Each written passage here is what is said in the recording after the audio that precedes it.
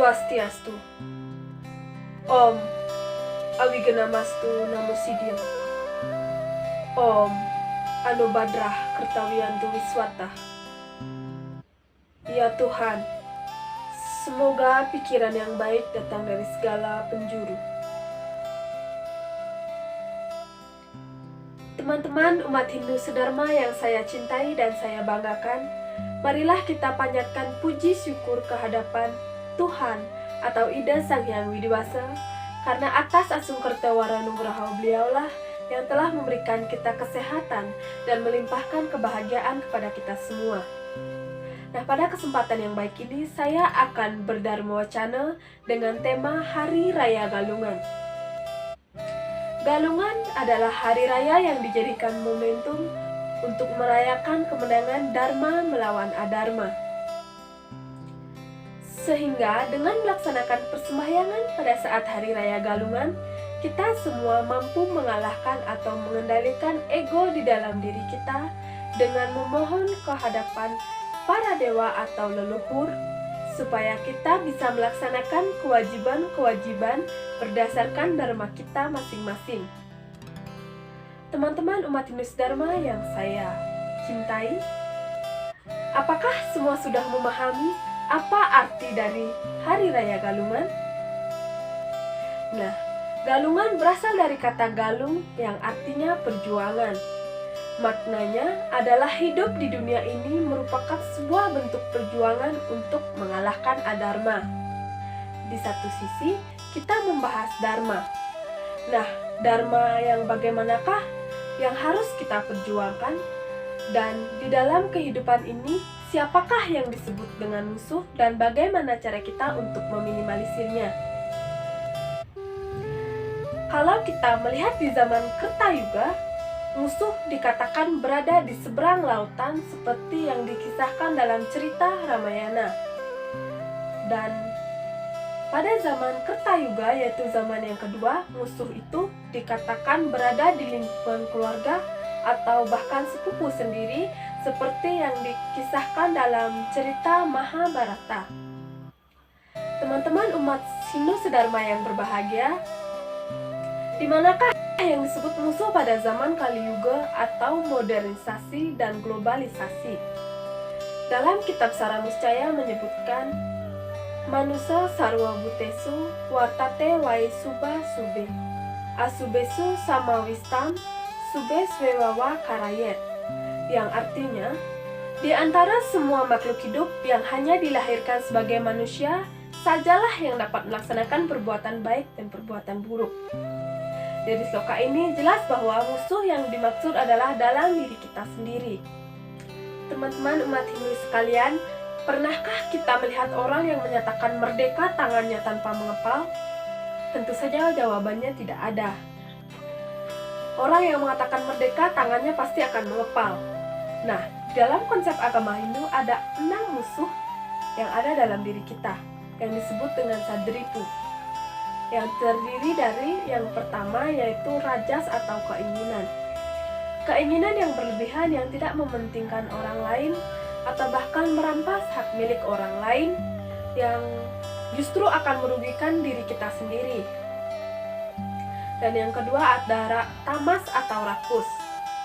Orang yang ingin memiliki segalanya demi kepentingan diri sendiri tanpa memikirkan akibat yang akan ditimbulkan, itu justru akan merugikan diri kita sendiri. Dan yang ketiga ada kroda atau marah. Marah yang berlebihan tanpa melihat situasi dan kondisi atau bahkan menyinggung perasaan orang lain, berarti orang tersebut kurang paham mengenai pengertian dari Waisudewa Kutumbakam yang artinya kita semua bersaudara. Yang keempat ada mada atau mabuk. Mabuk yang dimaksud di sini adalah mabuk karena kegelapan, juga mabuk karena minuman keras yang pastinya tidak akan bisa mengontrol diri sendiri sehingga akan menimbulkan kerugian pada diri sendiri maupun orang lain. Yang kelima ada moha atau bingung.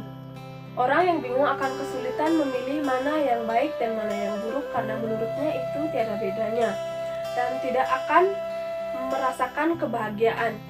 Karena jika orang tersebut dalam kondisi atau dalam keadaan mabuk, sudah pasti tidak akan merasakan ketenangan, karena ketenangan merupakan kunci daripada kebahagiaan.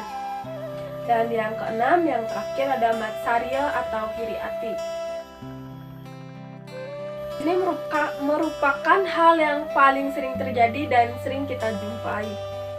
Iri atau cemburu terhadap milik orang lain yang ujung-ujungnya juga akan menyebabkan penderitaan pada diri kita sendiri.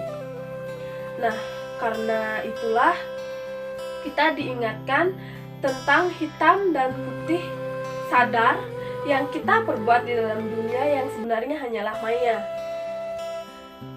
Sifat-sifat raksasa dan binatang yang mendominasi sifat manusia tersebut harus bisa kita taklukkan. Maka dari itu, sebelum perang melakukan perjuangan, diperlukannya persiapan yang matang. Persiapan seperti apakah yang perlu kita lakukan?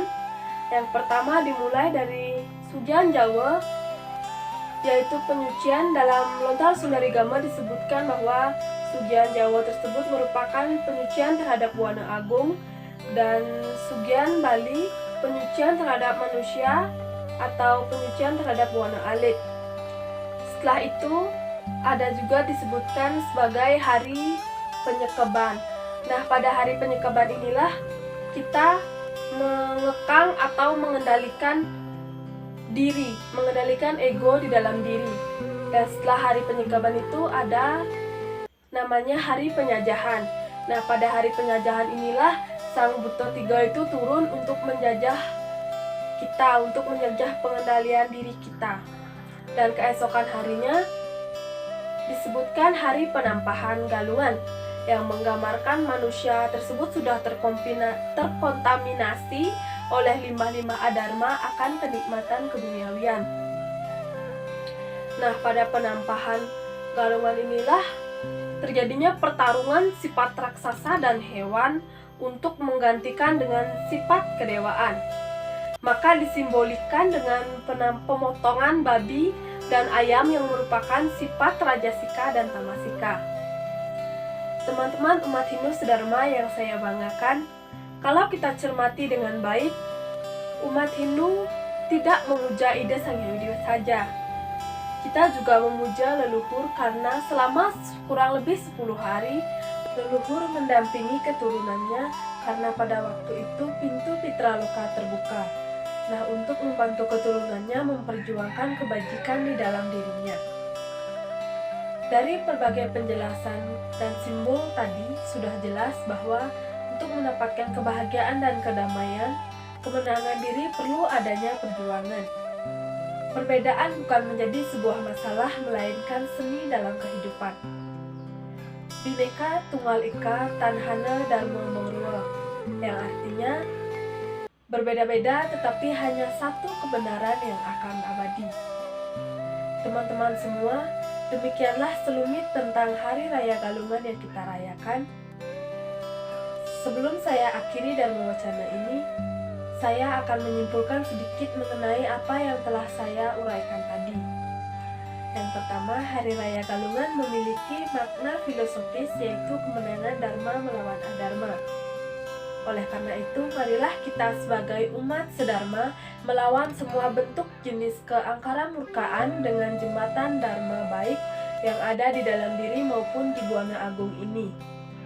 Dan berbagai jenis rangkaian Hari Raya Galungan ini semuanya merupakan proses untuk kemenangan Dharma. Dan pada kesempatan ini saya berpesan kepada umat sedharma semuanya dengan harapan mensyukuri apa yang telah dikaruniai oleh Ida Sang Hyang Widi Wasa dan jangan ingkar akan pelaksanaan Dharma. Dan yang terakhir, izinkanlah saya mengucapkan selamat Hari Raya Galungan dan Kuningan.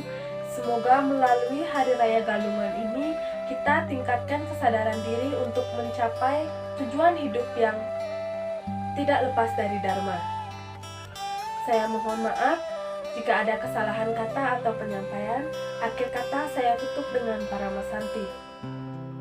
Om Santi Santi Santi Om.